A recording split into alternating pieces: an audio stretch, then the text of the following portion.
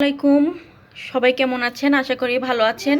এই যে দেখতেই পাচ্ছেন আমি কিন্তু সব কিছু গুছিয়ে নিয়েছি রান্না করার জন্য। কিচেনে চলে আসছি, রান্না করব। এখানে আমি সিম কেটে নিয়েছি, সিম আজকে ভর্তা বানাবো। আর রমজান মাসে কি হয়, ইফতারিতে সেহরিতে তেমন একটা খাওয়া যায় না এত বেশি। নষ্ট না হওয়ার থেকে অল্প অল্প রান্না করে খাওয়াটাই সব থেকে ভালো। তো এই যে ভর্তা বানাচ্ছি। আর এখানে পেঁয়াজ কেটে নিলাম, টমেটো কেটে নিয়েছি।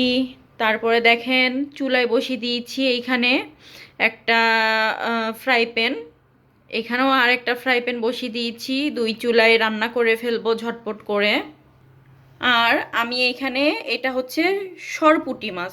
তো এই যে সরপুঁটি মাছটা আজকে আমি ভুনা করব টমেটো দিয়ে।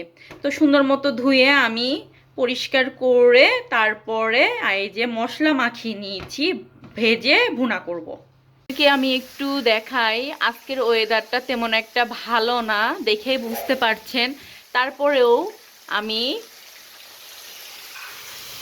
অনেক এনজয় করে রান্না করছি। রান্নাটা আসলে এনজয় করে করা উচিত আমার কাছে মনে হয়। আর দেখেন আমি আমার ফ্রাই প্যানটা গরম হয়ে আসতেই আমি মাছ দিয়ে দিয়েছি ভাজার জন্য। ওইদিকে আমি ভর্তার জন্য সিম বসিয়ে দিয়েছি। আর এইখানে আমি পেঁয়াজ দিয়ে দিলাম, মাছটা ভুনা করে নিব। তো এই তো রান্না আজকে করছি, খুবই সিম্পল, খুবই সাধারণ খাবার, কিন্তু অসাধারণ লাগবে। আর যেই মাছটা আমি রান্না করছি এই মাছটা এর আগেও আমি খেয়েছি, খুবই অসাধারণ ছিল। মানে ফ্রিজের মাছ, কিন্তু কোনো গন্ধ ছিল না, ভালো লেগেছে। যে মশলাটা কষানো শেষ, এখন আমি টমেটোগুলো দিয়ে দিব। ধুয়ে সুন্দরভাবে কুটেছি।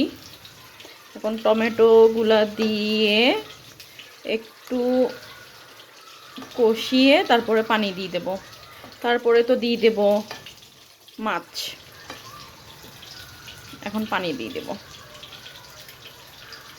ওইদিকে তো দেখতেই পারলেন আমি রান্না করছি। এখানে কিন্তু আমার মাছ ভুনা কমপ্লিট রান্না করা। ওইদিকে ভর্তার জন্য ওইটাও কমপ্লিট। আর এখানে আমি পেঁয়াজ আর রসুন টেলে নিচ্ছি, দুইটা কাঁচামরিচ দিয়ে দিয়েছি।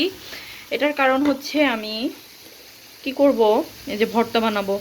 অনেকগুলো ধনিয়া পাতা নিয়ে আসা হয়েছিল, তাই ভাবলাম ভর্তা করে ফেলি, খাওয়া যাবে। প্রত্যেকদিন কিন্তু ভাজার পোড়া খাইতে একটু ভালো লাগে না, গ্যাস্ট্রিকের প্রবলেম হয়। যার জন্য আমার মনে হয় সবথেকে বেস্ট ইফতারিতে ভাত খাওয়া। আপনাদেরকে আমি একটু দেখাই, এইমাত্র মাছের বাজার করা হয়েছে। তো এখানে দুই রকম মাছ মনে হচ্ছে, একটা এই যে আর একটা এখানে। তো এটা আমি খুলবো, খুলে আপনাদেরকে দেখাই কি মাছ। এই যে আমি প্যাকেটের এই যে এইটা পলিথিনটা খুলে নিলাম। তো এইটাতে আমি প্রথমে দেখাই এটাতে আসলে কি মাছ আছে। এইটাতে দেখা যাচ্ছে এগুলো হচ্ছে ইলিশ মাছ। তো অবশ্যই দেখে বুঝতে পারছেন ইলিশ মাছ, তাহলে বাংলাদেশি দোকান থেকে নিয়ে আসা।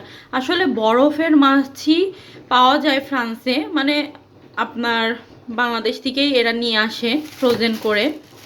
তো এটা কতদিনের মাছ ফ্রিজে তাদের থাকতে পারে সেটা আমার ধারণা নেই। তারপরও কি করব, দেশি মাছে আকর্ষণ বেশি, যার কারণে নিয়ে আসা হয়েছে এই আর কি। তো এটা তো দেখলেন। আর এইটা হচ্ছে এই যে রুই মাছ, এই যে রুই মাছ, এটা হচ্ছে এই যে রুই মাছ। তো রুই মাছগুলোও ভালো করেই কেটে দিছে, আর এইভাবেই কেটে দিলে ভালো হয়। একটু ছোট করলে কি হয়, একটু ভালো, বিশেষ করে এই যে এই পিসগুলা, এই যে গাদার পিসগুলা একটু মানে ছোট করলে ভালো হয়।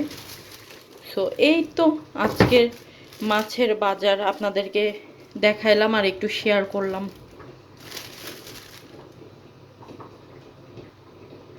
এই যে দেখেন বানিয়ে ফেললাম, খুবই মজাদার হয়েছে দেখতে।